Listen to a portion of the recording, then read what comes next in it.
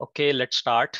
Assalamu alaikum, everyone, and welcome to this seminar of the Best of Water Systems Research seminar series conducted by the Center for Water Informatics and Technology at LUMS.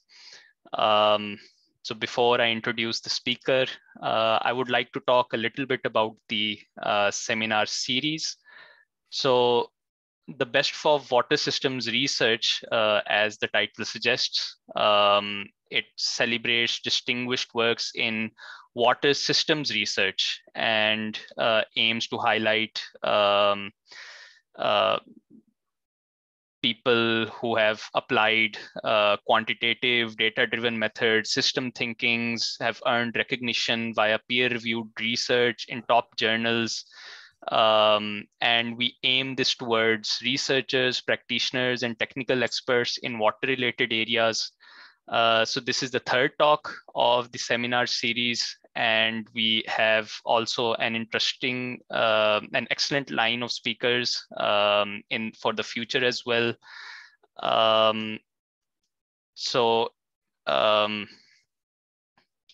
In case you need to see the schedule for the future talks, you're welcome to visit our website where you can see the lineup of the future talks as well, and also view recordings of the past seminars. All right, so I think that there could not have been a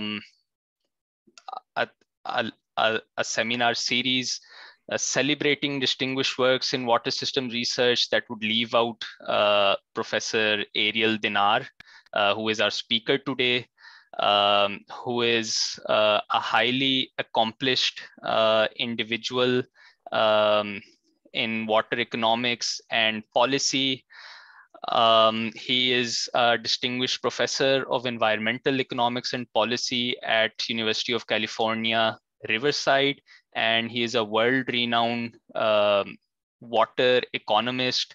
But more generally, his work also addresses various aspects of economic and strategic behavior associated with management of water, land, and the environment.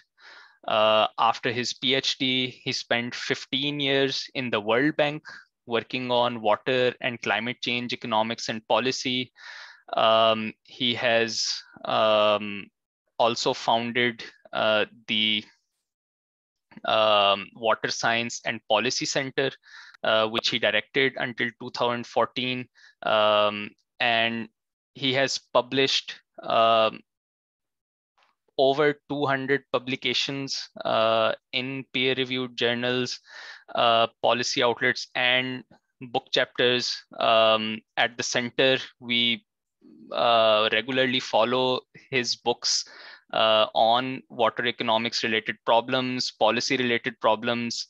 He has co-authored and edited around 30 books and textbooks, and he has also founded 2 technical journals, and also serves as the editor-in-chief in one of them, the Water Economics and Policy Journal. He has also founded and serves as the editor-in-chief of the book series Global Issues in Water Policy. So Professor Dinar, thank you very much for being here. It's an honor for us to host you in this seminar series. So first of all, let me say welcome and thank you for being here. Okay, thank you very much. And thank you all for sacrificing and remaining or staying until so late to listen to what I am going to share with you, and hopefully it will make sense and we can learn from it and extrapolate to situations that you face in Pakistan. I would like to add one more angle to the list of accomplishments that were mentioned. I was also a farmer. And I think this is very important that those people who have their hands wet with water will have also their experience from right-hand experience. This is very important, and many of the things that I do, I always remember what happened when I was a farmer and facing water, different, of course, but still similar water issues. So this is just one thing that I like to mention, that the past is important. Yeah, very interesting. It is not on my resume, but this is something that drives my work. So today I am going to talk about, I would say, a very important and highly studied topic, and this is adoption. I mean, in one line, we can talk about it as adoption of irrigation or adoption of water technologies and management practices. And there have been many studies around the world on understanding behavior of individuals who are faced with water quality and quantity problems, and how do they react to those situations. And one of the ways that individual growers, in our case, react to water scarcity and reduced water quality is by adapting their behavior, first of all, by making changes to the technologies that they use in order to utilize the water, and also adapting or adding some new management practices that have not been practiced before, or when water was less scarce in their production process. So this study is a study that was led by a previous PhD student of mine. And when I shared the possible topics that I can talk about with Professor Mansour, she selected this one and said, this is exactly what we would be interested in our center. So I am glad that I will be able to share with you the results. So a little bit of background.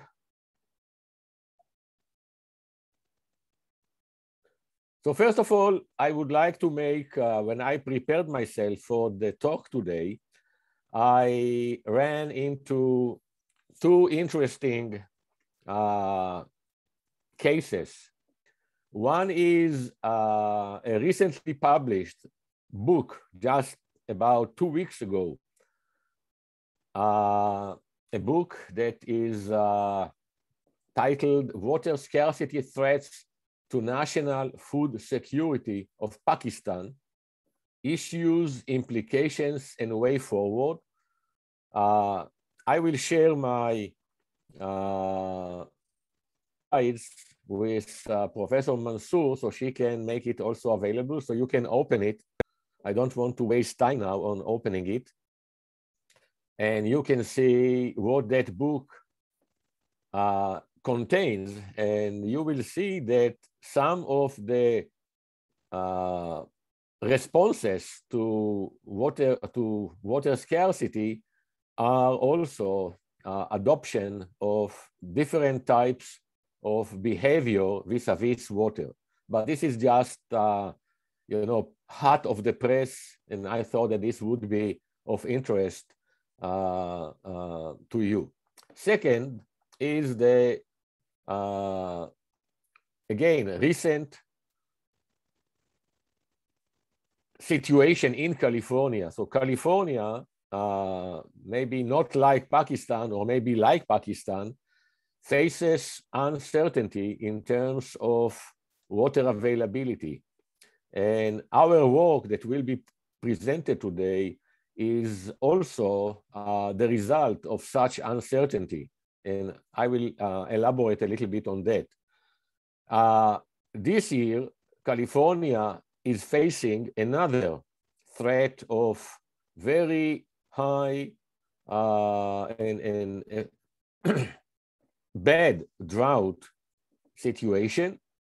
And in California, water is allocated to the farmers through projects, through state and federal projects. And already today, farmers have been informed that they will not be able to get more than, at the best, 10% of their water allocation. When something like that happens, everything becomes bad, and farmers are trying to find alternatives to the water supply. And many of them start drilling to the groundwater aquifers, trying to find water. Now they are also limited with that option because of the recently established groundwater law that does not allow, that made big changes availability of groundwater to individual users. And another options that they have, those that are close to rivers, is to pump directly from the river, which the state of California views as illegal. So recently, and we saw it in the newspaper, farmers have been told, if we will catch you pumping water from California rivers, you will be fined $10,000 per day of use of this water. And this is a very devastating situation for farmers. So this is just to show you that drought and what to do when drought hits is a big issue. So what is the context of my talk? So the context is that in California and also all over the world, so this study is very relevant to many other countries, we can see that droughts have seen and are expected to increase in frequency, so more droughts, and duration, longer droughts, and harshness, more severe droughts in terms of days of effects during a year of drought event. So this is something that we already see. It happens and it will increase in duration and severeness due to climate change. Farmers face difficult decisions regarding how to manage their farms. You know, it depends also on the type of the farm. It depends also on the human capital that the farmer has and the existing infrastructure that the farm has. But nonetheless, it is difficult decisions what to do and how to continue to sustain their operations under severe drought situation. So some of the farmers are more sensitive, and certainly those farmers that have either monoculture or higher percentage of perennial crops on their farms are more sensitive to interannual water scarcity than farmers that have only annual crops. So a question is also how to manage your crops, how much of your land should be dedicated to higher profit crops versus low profit crops that allow you more flexibility. So this is again another question. And in the case of California, California has faced extreme conditions of drought starting in 2010. You know, drought is a situation that does exist for years, many years, but the frequency and the severity of drought has seen a turn in around 2010. Now, in California, we have a very important crop, avocado. And avocado growers in California had to make very important decisions regarding their trees. And this study is about only the avocado growers in California. And it may be very focused, but since avocado is such an important crop in California, the lessons that were learned from it are very important. So what did farmers do when they faced the drought it started in 2010? It was a very prolonged drought for several years, for about 4 or 5 years of drought. Some of them went to the extreme response, started drilling wells. So they face a situation where the water supply from the federal and state projects was truncated, and they did not have water for their avocado groves. Many of them started, in addition to other things, in the extreme cases, started drilling wells. They heat water in the wells, but the water was of a very low quality, high level of salinity that did not leave them too much choice but to start using mobile desalination equipment that they brought to their groves, and they had to face a situation where they had to make decisions about what to do with the brine from the desalination process. And then the only option that they had was to take the brine and dispose it to the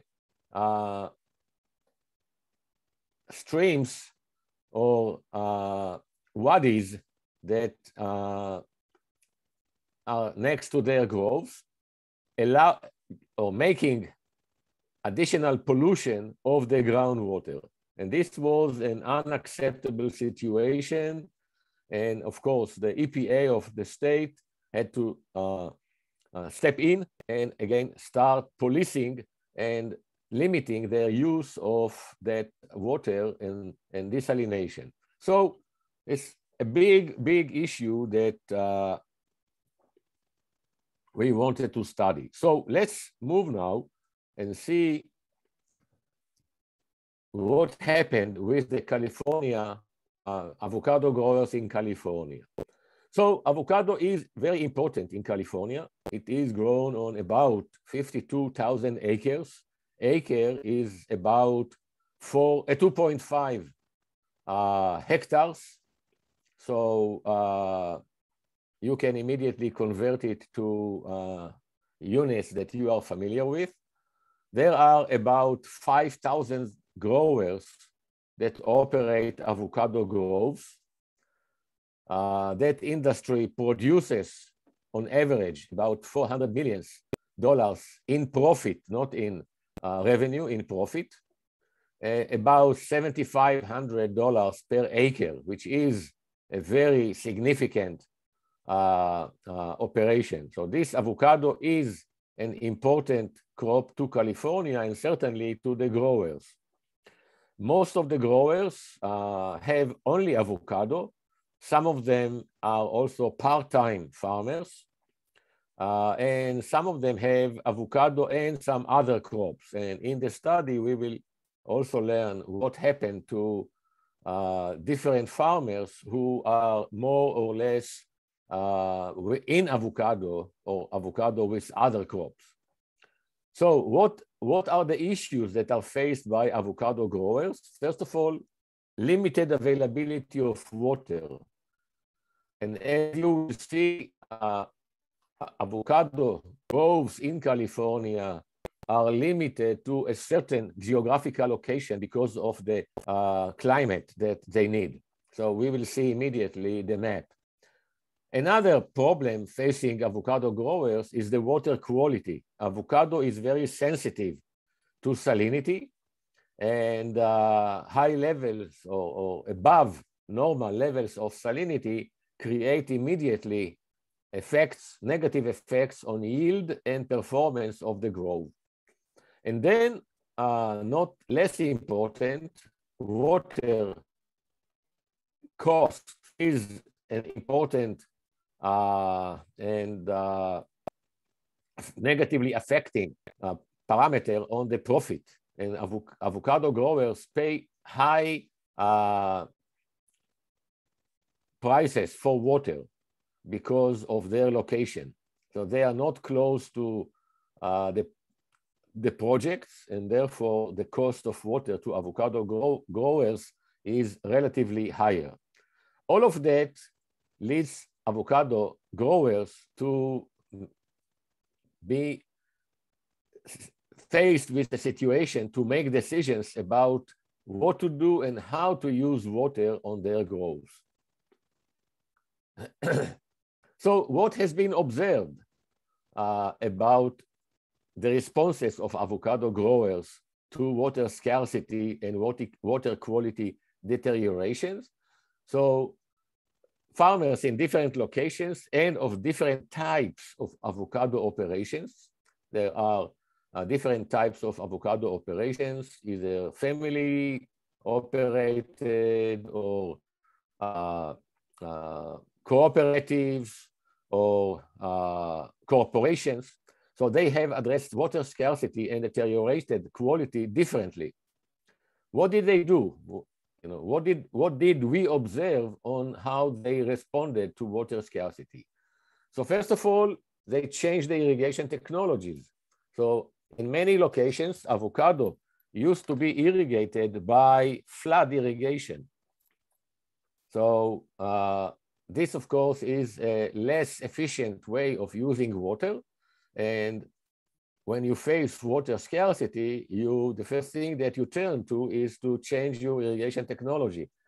And right now, all avocado growers use sprinklers or low volume sprinklers to irrigate their avocado.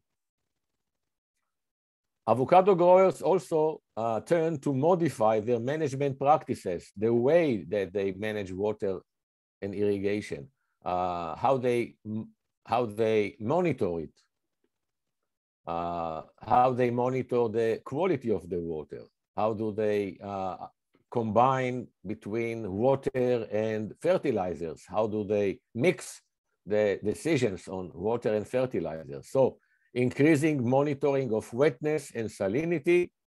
When water is scarce, you need to watch it more closely, and the same with its quality. In extreme situation, and also very unique to avocado, farmers started stamping parts of the entire grove. And I will show you how does a grove that is stamped, how does it look like. But in the case of avocado, farmers can remove the green part of the avocado and they can save 1 year. They lose yield, but they save the grove. They don't need to irrigate the grove. They may need probably 5 to 10% of the water, and nothing happens to the grove. And then once they start irrigating the grove again, after a year, they go back to the same level of yield. So stamping is a very common management practice. Then in extreme situations, they started drilling wells and using groundwater of lower water quality, with what I described earlier as the result of doing that. And in the very extreme case, farmers sold their farms to somebody else and went out of production. So this is how more or less we observed what farmers do when they face lower quality and higher scarcity of water. So because avocado is so important, and because what happened in the avocado industry is an important lesson to other industries, we decided to study avocado responses to high scarcity and low quality. And what I would like to do is to talk about what did we do differently in that study than many, not all, but many other studies. Usually, studies on adoption use existing data sets. So you are limited. If you want to study adoption of technologies or adoption of new innovations, and you use existing data sets that were collected by government agencies or by somebody else, you are limited with your research questions to those questions that led to the collection of the data that you are using. What we did is to start collection of data from scratch. So there are some benefits of doing that, but there are also some problems and some issues with collecting your own data. First of all, so our study used an authentic data collection process. We developed the questionnaire. We sampled the farmers. We interviewed farmers. We sent the questionnaire by mail, by email, by website to farmers. So this is one contribution of that work, because having that questionnaire could be very useful to other people who are interested in doing similar studies. Another contribution is that the combination of agronomic and economic considerations, which again, my comment in the beginning, knowing the material firsthand is important. So understanding exactly what is the production process of the farmers and knowing what they did is important. So the combination of agronomic and economic considerations is another contribution. Then introduction of the concept of bundles of technologies and management practices. And this is probably the most important contribution. There are very few studies in the literature that look at, instead of looking at a given technology, so for example, adoption of irrigation technologies by itself. So most of the studies in the literature look at a given technology, irrigation technology, fertilizing technology, management technology. But if we look at what actually farmers do, we can see that they bundle technologies. They don't, if they adopt an irrigation technology, they don't only do that. They adopt that irrigation technology, but let's say if it is drip irrigation, then they also use some fertilization techniques through the system, and they call it fertigation. So they have a bundle of irrigation and fertilization that they do together. So this is called bundles. So what we try to do is to look and to find out what are the bundles of technologies and management practices that farmers of avocado groves in California have done. And this is another contribution of the work.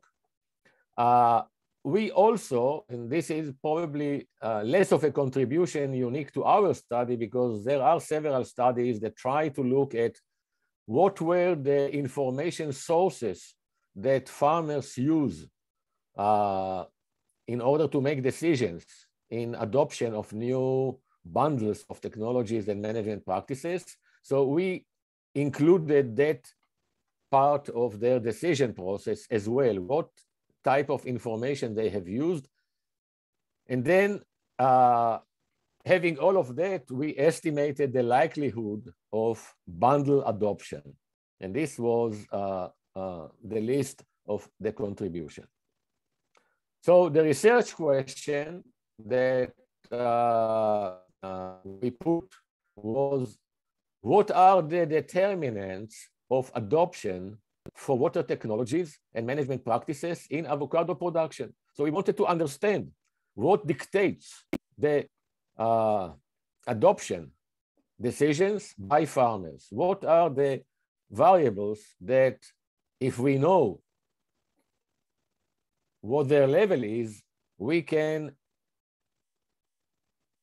try to tell the decision maker or the policy maker how much or how many or what is the probability that farmers will adopt these types of technologies and management practices.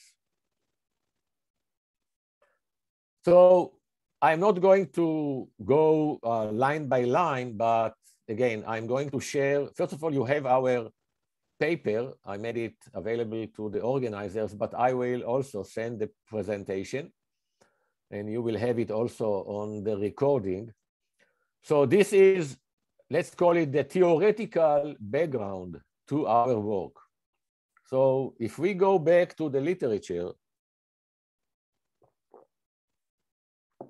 we can find 3 vectors on the left hand in blue of variables that have been found in the past, in past studies, as important variables in explaining level of adoption or non-adoption.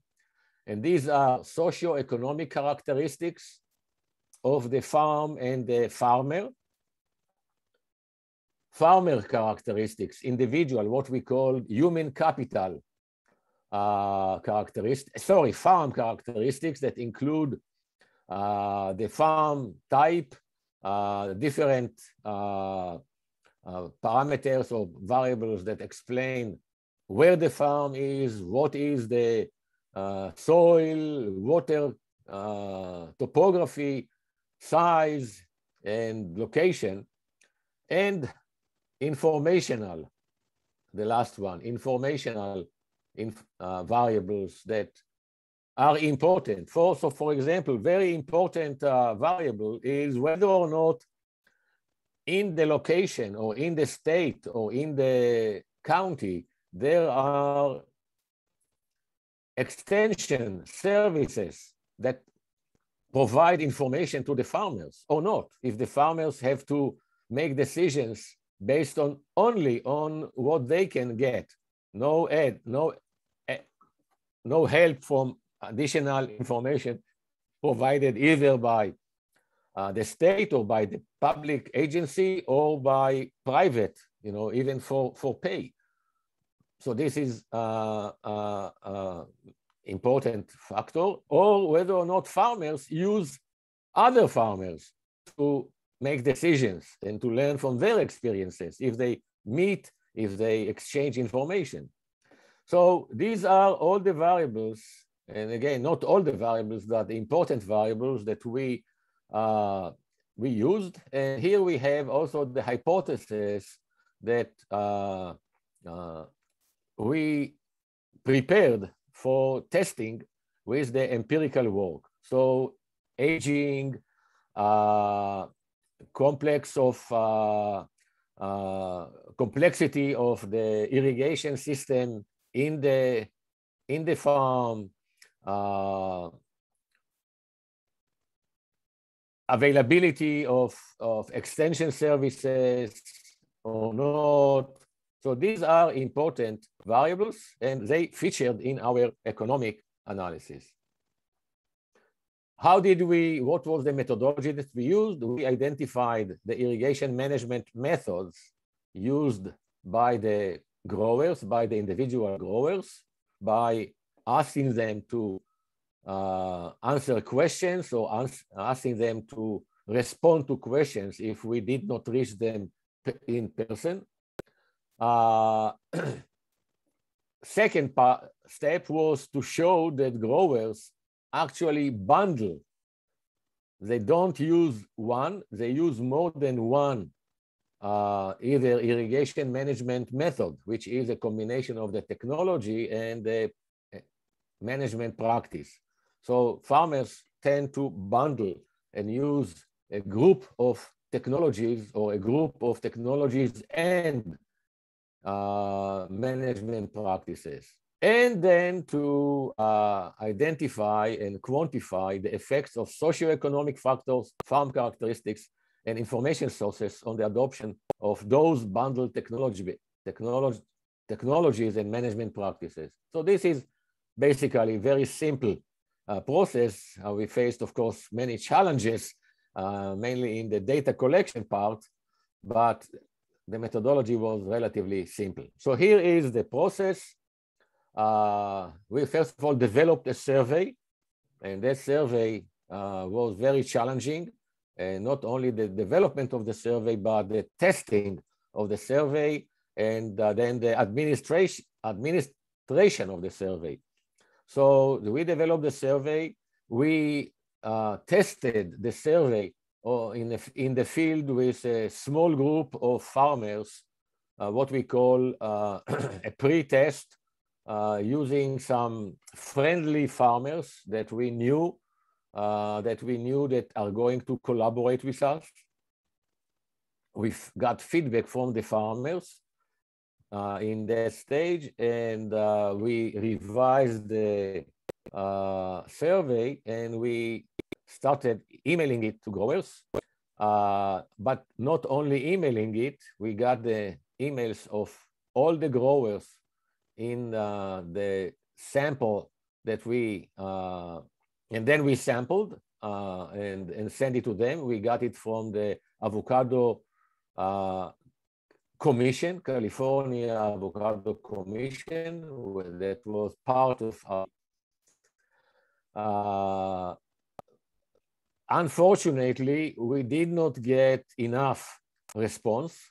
We wanted 500 responses. We did not get it, so we had to extend our efforts. And in number 3 here, we started using Agriculture and Natural Resources Help, which is the University of California Extension Service, to reach to the farmers, and allowing us also to come to meetings, what we can see here, meetings of farmers, sharing with them the objective of the study and asking them on the spot to fill the questionnaire.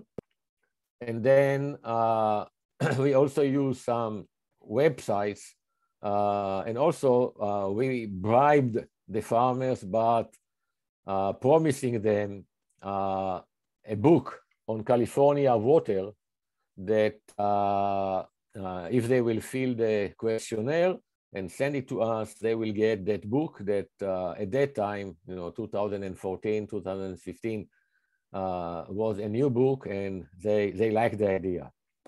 So, as I said in the beginning, there are some benefits and some difficulties in handling your own data collection. First of all, the one difficulty is that you spend efforts and time and even money on collecting the data, and you don't know if you will be successful. So we ended up with less than what we aimed at, and we ended up with 123 useful. Actually, we ended up with 200 or close to 200 responses, but we used only 123 questionnaires that we could use. And the good thing is that their distribution over counties in California was exactly reflecting very, very close to the true situation of avocado distribution in California. So this was one good, unexpected, but was a good outcome. But our efforts, I mean, and time, we spent very long time on data collection. Some farmers also hesitated to fill some of the questions, mainly the questions that dealt with cost and profit. They didn't want to do that. In California, farmers are very sensitive to sharing their economic results. So they decided not to give it to us, so we had to replace the question, and instead of asking direct questions about economic performance, we had to do it in terms of relative performance.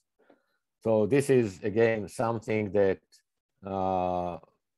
you face when you do data collection by yourself. So very quickly over the analytical model and then the results. So we expect that a farmer will choose a bundle. So once we bundle, and I will talk about bundling, a given bundle. So let's say that the farmer has 3 or 4 bundles that they can select from. They will decide to select bundle J over bundle I, where Y is the level of profit. If Y is greater than, Yj is greater than Yi, and if this case, in this case, the probability is that a farmer will select bundle J over bundle I. This is the very basic assumption, or not assumption, but a theory about adoption. And the same holds for regular technology. A technology will be adopted if the profits associated with technology are greater than the other technology that it replaces. Now, because we deal with bundles with more than one technology, a critical assumption of the approach, the multinomial logic approach, is that the relative probability of any 2 alternative bundles, so if you have 3, any 2 of them, is not affected by adding another bundle. So if we have only 2 and we add another possibility, the rule that we have here still holds. And every decision is made by comparing only 2 of the bundles. So bundle 1 to bundle 2, bundle 1 to bundle 3, and bundle 2 to bundle 3. So this is how that theory works. And we have how do we calculate Yj? Yj is the function that uses relevant variables from the vector of the 3 components, the socioeconomic characteristics, the farm characteristics, and the informational variables. This gives us the revenue or the profit function. And then when we have all the bundles, we can calculate the probability of adoption of a given bundle as a function or as an equation of of a given bundle, J, over the rest of the bundles. And the Pj is the probability or the likelihood that a given bundle will be selected by the farmer. And this is what we are interested in. So very quickly, just because of interest of time, we have 5 minutes to finish my presentation. We have used 3 functions, 2 functions of simple logit regressions, F1 and F2, that we asked the question, what was the likelihood of adopting any of the bundles? No matter, we did not distinguish a given bundle.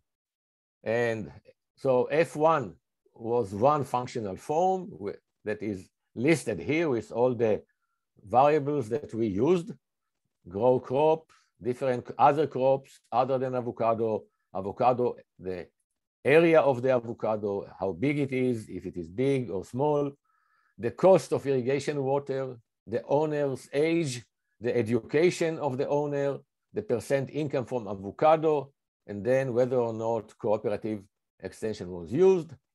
Logit, another functional form, the same, owner operated. So these are different variables that we put together or not.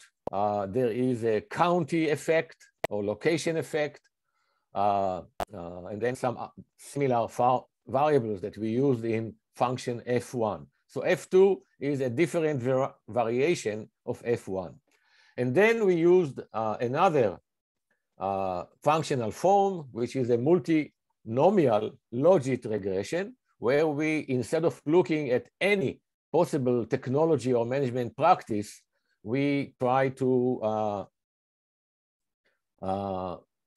look at the bundles. So this is a multinomial, it's a different technique of estimating it, and we use all the bundles together and try to find out what is the likelihood, and we get different equations to each of the bundles, but one outcome of the wellness of the fit of the regression.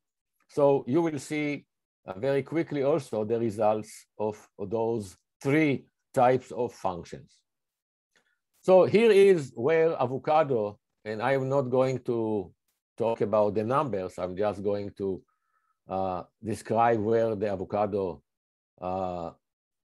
farming in California is. It is along the coast because of the climate, very important component. And this means that it is also at the end of any water project. And as such, water to avocado farmers is the most expensive ones.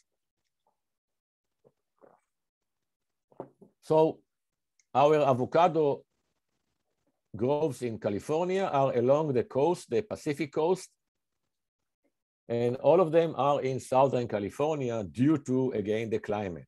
It is too cold to be above the line that you can see here, which is a line of all the counties, but also that line that distinguishes between Southern California and Central and Northern California.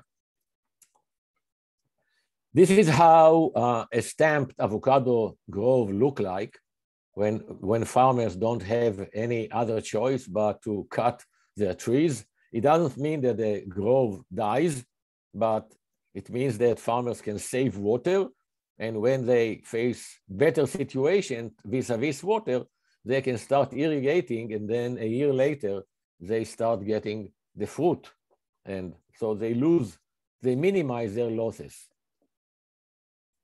These are the technologies that farmers used in order to reduce their water use and to be able to manage better water on their farms. So again, I'm not going to explain each of them, but these are different monitoring equipment that they had on their farms. So tensiometers, Gibson probes, dielectric meters, neutron probes, and a very unique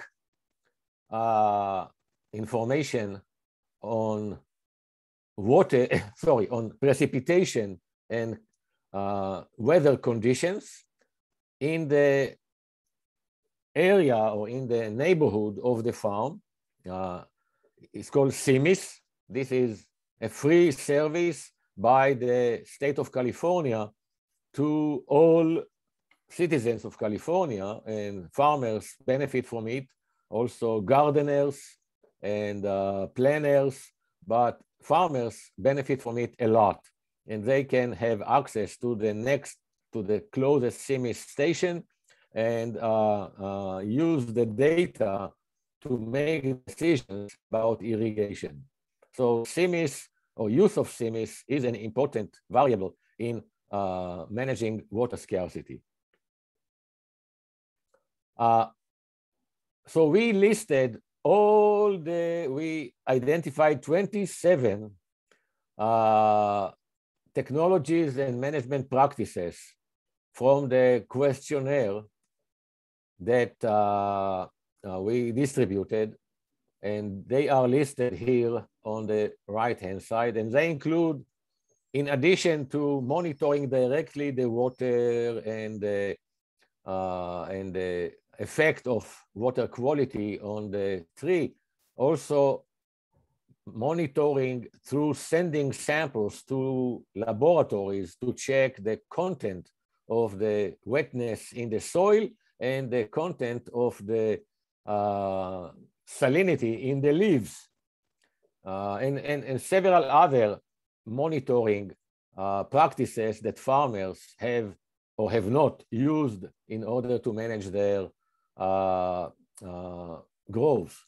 So having those 27 practices, we wanted to try to now to put them into groups and to see how we can identify the bundles that they used, because they used a combination of a subset of all these 27 practices and technologies.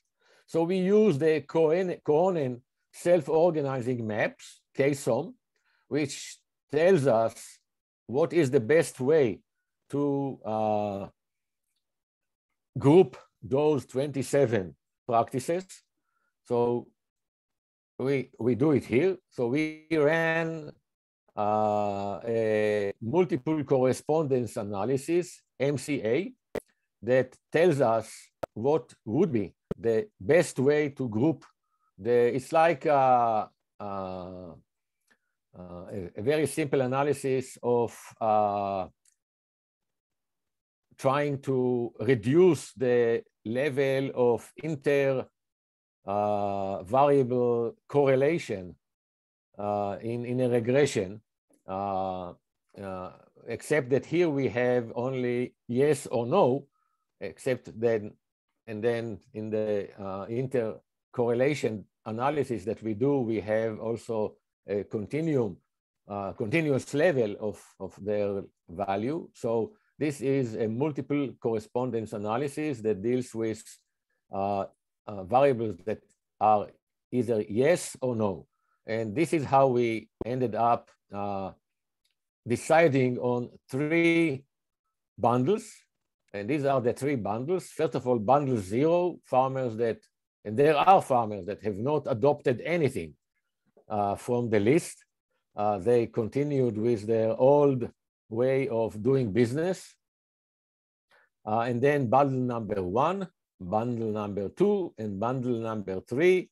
Again, the bundles go or increase in sophistication as we go from 1 to 3. And these are the main variables that on the left-hand side that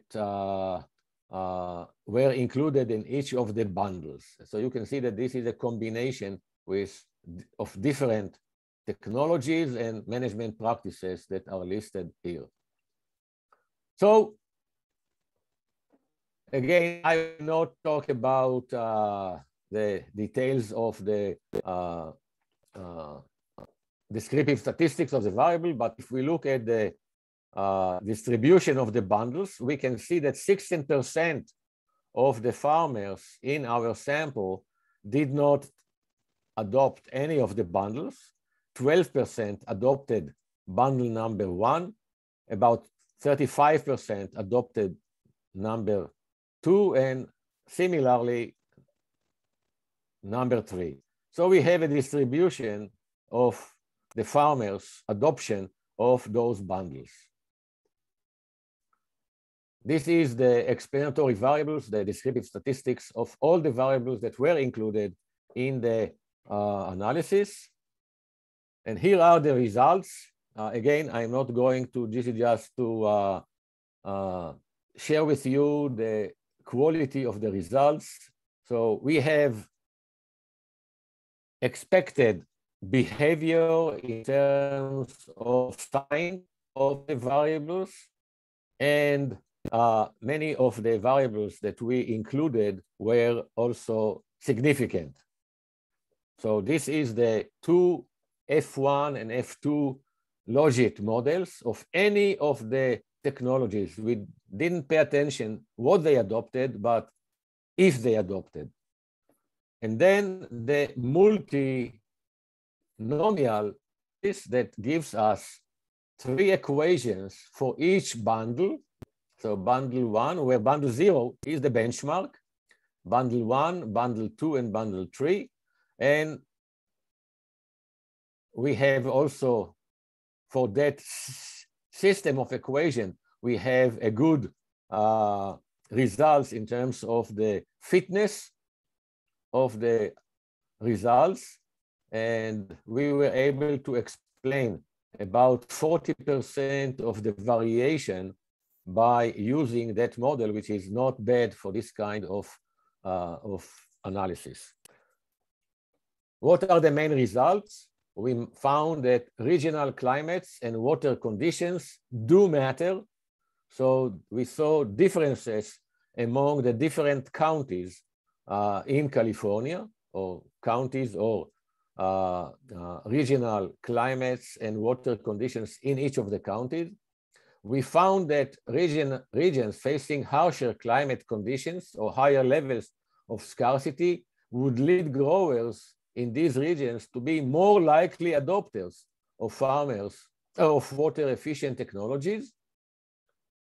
The results in model 1, which is F1, again, to remind ourselves, adopting any technology or management practice suggests that the probability of being an adopter decreases with complexity of the irrigation system of the farm and with the owner's age.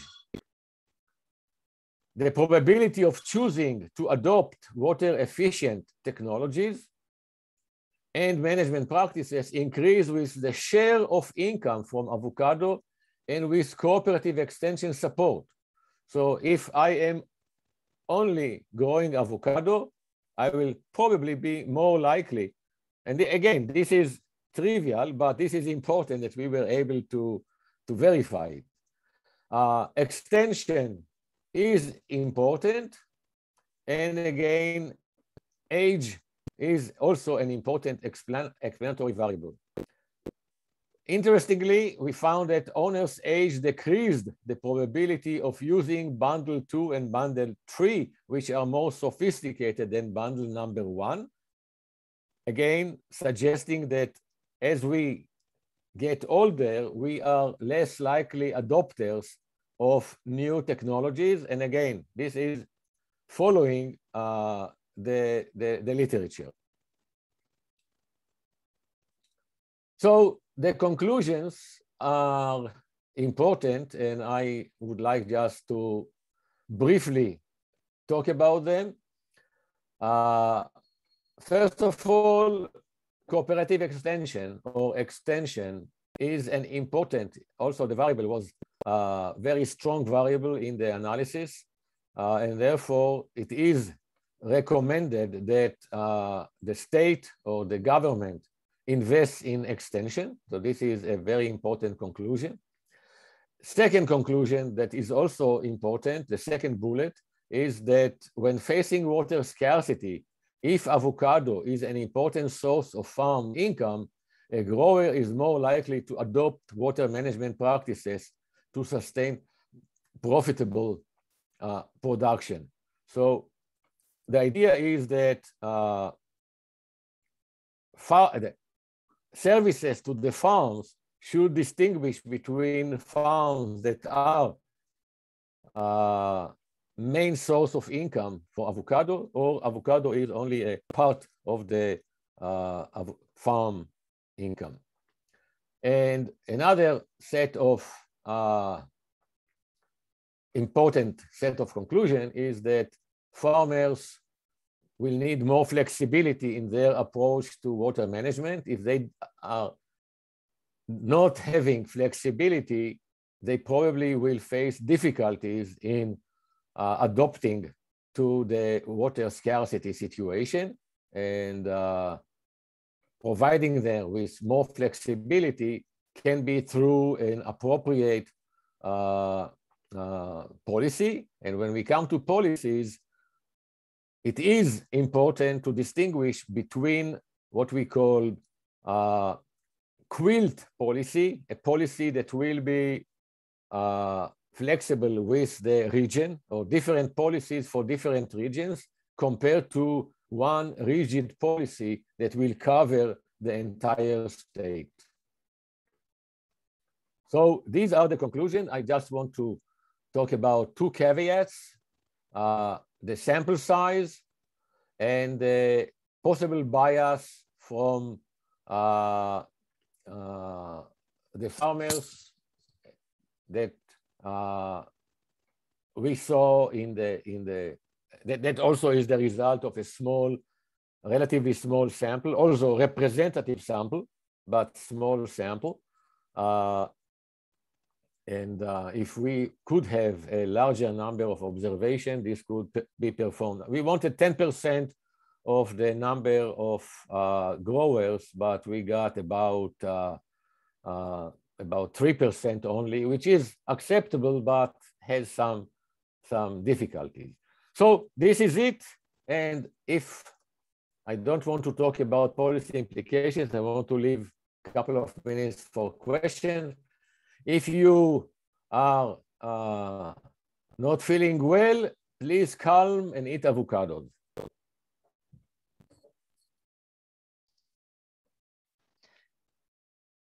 Thank you very much, Dr. Ariel, for that, for the wonderful presentation. I think it was a very nice application of how we can actually use these database techniques to get profound insights, such as the ones that you derived in your talk. So we have a few questions. So let me direct them to you. So the first question is, so the question is a little long, but I'll just read out a summary for your response. So yeah, so I already pointed out that so it's so the study is basically an application of your logic regression technique to a particular scenario in California. So how do you think that we can benefit from Pakistan or any other countries, since the specific issues, we have different crops, different issues of water scarcity, etc. So yeah, would you like to respond to this? Oh, certainly, any other interested user can benefit, and the fact that we applied it to avocado does not matter, because we provide in an annex to the published paper, we provide a questionnaire. So if you have the questionnaire, because there was also an adjustment to a previous questionnaire. So we took advantage of a previous questionnaire that was designed for a different purpose. And we added, on top of that previous questionnaire, we added specific questions related to avocado. So if you want to use, and again, you don't need to use that questionnaire, but you can learn from that questionnaire and adopt some of the questions.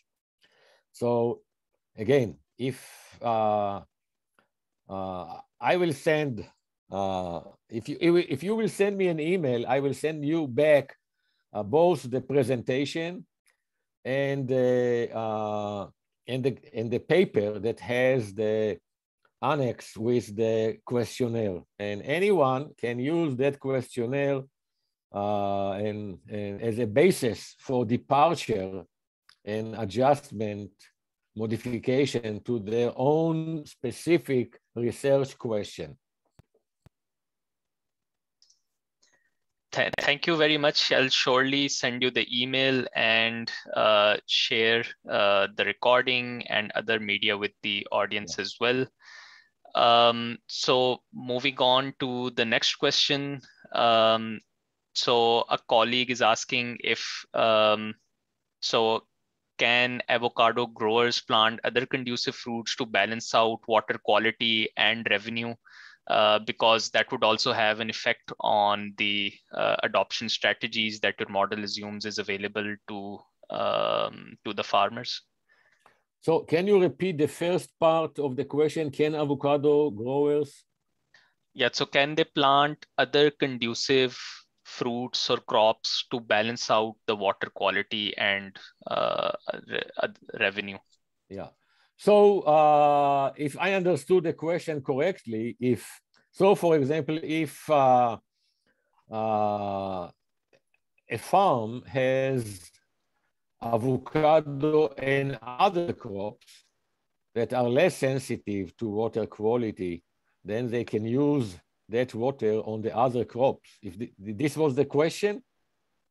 Yeah.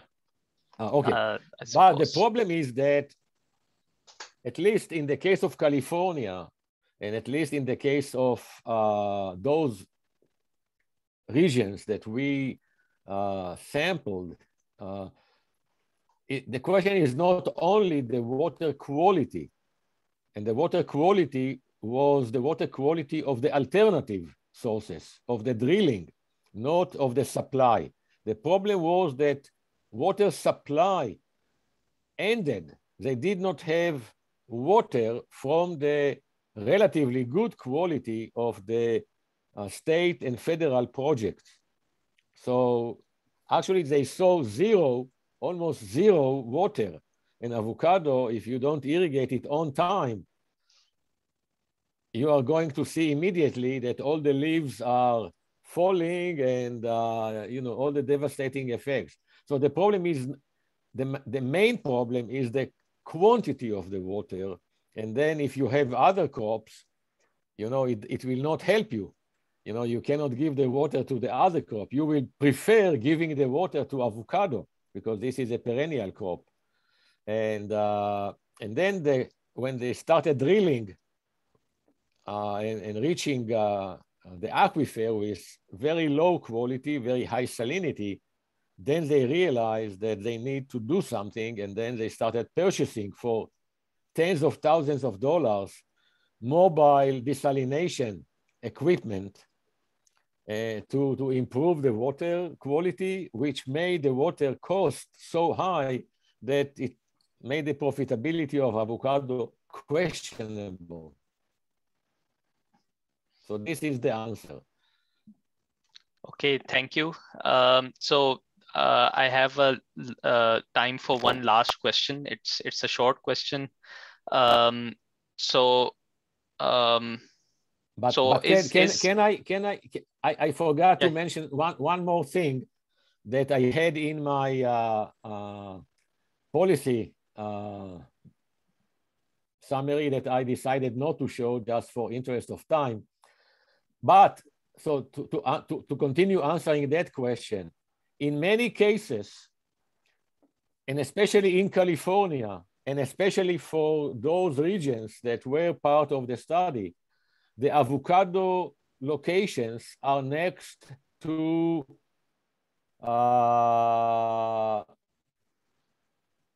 urban centers, very close to urban centers. And urban centers are characterized by wastewater. And if you have a source of wastewater, which is a very secure source of water, because the amount of water produced as wastewater is steady over time. And if you have a good wastewater treatment facility, and the standards are good standards and are kept, avocado growers can get into an agreement with the city to purchase wastewater from the wastewater facility and irrigate avocado. And this was, and I provided a link to a study that we had a different study to show that avocado growers and urban centers can get into agreement to help each other. Avocado growers will get a steady source of water, good quality water, again, assuming that the facility, the treatment facility is interested in cleaning it to the level that the law requires, and the city is benefiting from having an additional source of funding, of money, because the farmers will pay for the water, and also a safe disposal of the wastewater, because otherwise they need to find a place to dispose the wastewater. So it is a win-win situation. And we show in that paper that I provided in the last slide that I didn't show, I skipped, how that can happen. And so again, this is another option to relieve the water scarcity and quality situation. Sorry. Okay, thank you very much for the elaborate response. And unfortunately, we are out of time. In fact, we're over time, so we will have to conclude the webinar over here. To all of the audience that is attending, I would like to thank you all for your participation.